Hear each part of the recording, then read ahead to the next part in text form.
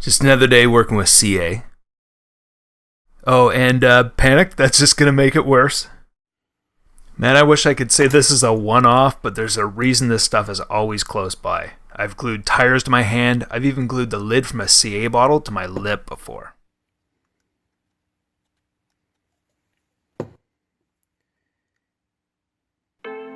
So I'm excited. This will probably be my first ever PSA.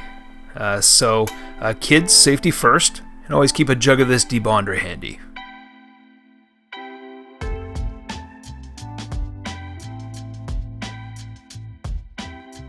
In this video, I'll be covering the fuel cell or battery enclosure that I've been working on since last time. I'll start off with a few pics of the real truck so you guys can see where we're heading. So the goal here is to provide enough space to house a battery pack large enough that the new owner could go out and have a good time with this truck. So today, I'm working with a 1300 milliamp 11 volt LiPo pack from Max Amps.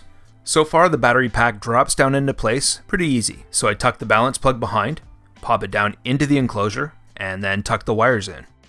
I'm just assuming that a good portion of our viewers have previous modeling experience, but if you don't, this was created with styrene plastic.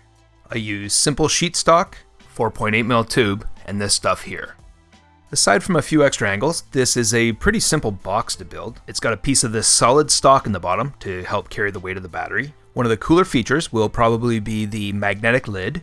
I'm using mini magnets and they drop down into here. Using these tubes that will help hold the lid in place, it'll keep it true and hopefully make for easier access to the battery. So the holes in the four corners of the fuel cell that receive the mini magnets are just made from 4.8mm tube with 3mm screws glued inside.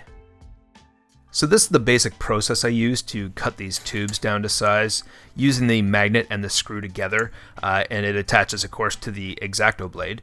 And you can see that the completed fuel cell is right beside me. So this is just an example of how I did this without a ruler. And once the combined screw and magnet are jammed inside the tube, I just use a nail file to file things down to size.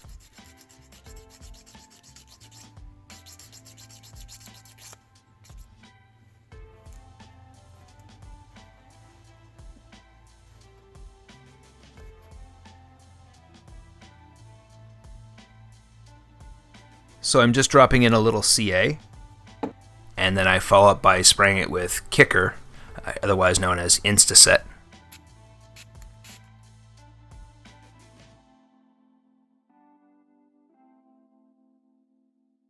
So after making 4 of these little suckers, I grabbed my thumb drills. I worked my way through a variety of sizes, stepping them up until I had all 4 corners drilled out to receive these tubes. I grab my pipe tweezers. These allow me to work these things up through the hole, and then I glue or weld these in with my styrene solvent. If you guys do this stuff a lot and don't have a set of these already, I suggest grabbing some. They come in a variety of sizes. They're really handy to have in your toolbox. So the next order of business will be building the straps or hangers for the fuel cell. I'm going to make these out of brass. But first I have to replace this rear crossmember. If you remember in previous videos, I built a shorter temporary one. The one on the real truck, as you'll see in these reference photos, it's much wider. It hangs out past the edge of the frame rails and has tabs to hold the taillight assembly in place. So this week, amongst other things, I built this unit. I'm going to get this one unbolted. I'm going to drill this one out in the right spots. I'll get it mounted up, and this will give me the lower portion of the crossmember to bolt the fuel cell straps to. So this hokey looking piece finally gets replaced with this.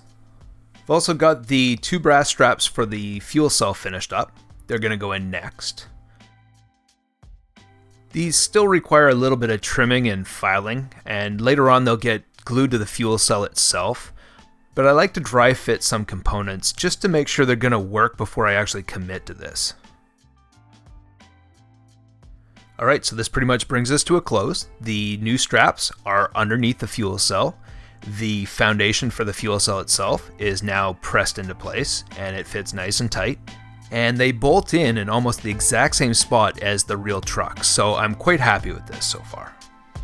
So now I've got a solid home for LiPo packs, it drops down into place and the wires tuck in. Next time, I'll be rerouting wires, planning the top cover for the fuel cell itself, doing some of the scale work. Also, work finally begins on the Scale LS. Alright, so if you dig the videos, take a second to like and subscribe. If you want to follow me on Instagram, I'm at Supernatural Farmer. Thanks for watching.